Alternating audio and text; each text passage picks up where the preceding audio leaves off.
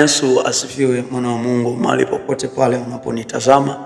Mbele yako naitwa Apostle Justin Semba, na nimekuwa nikitumiwa kwa ishara na miujiza na Mungu aliyeziumba mbingu na nchi, na wagonjwa wanapata kupona, waliofungwa wanapata kufunguliwa, na kwa ajili ya hiyo tunamtukuza Mungu.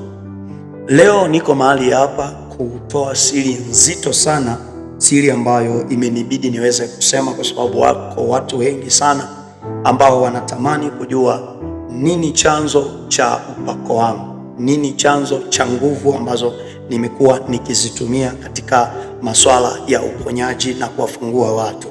Watu wameenda mbali na kuniita ya kwamba mimi ni filmason. Watu wameenda mbali na kudai ya kwamba mimi ni mchawi. Watu wako wengi sana ambao wanatamka maneno ambayo hawana ushahidi nayo, lakini wamekuwa tu wakizungumza kwa ajili ya kufurahisha nafsi zao. Wengine wananiambia kwamba mimi ni mganga wa kienyeji ambaye ninaliitia jina la Yesu Kristo. Sasa nataka nikwambie kitu kimoja, mwana wa Mungu ambaye uko mahali hapa. Ikiwa mimi ni mganga, ikiwa mimi ni mchawi, nawezaje kulitaja jina la Yesu Kristo? Nawezaje nikataja moto? Hivi unajua ukuu wa jina la Yesu, wewe ambaye unanitazama na kunisikiliza?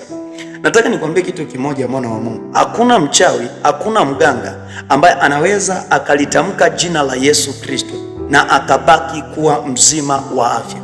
Hakuna mtu ambaye anaweza akalitaja jina la Yesu Kristo na akabakia akiwa yupo salama. Kuzimu inaliogopa jina la Yesu. Ngoja niwape kisa kimoja. Yuko bibi mmoja alikuja pale kanisani na alikuwa na mjukuu wake, na huyu bibi pamoja na mjukuu wake walikuwa wanataka kuondoka katika chama cha wachawi.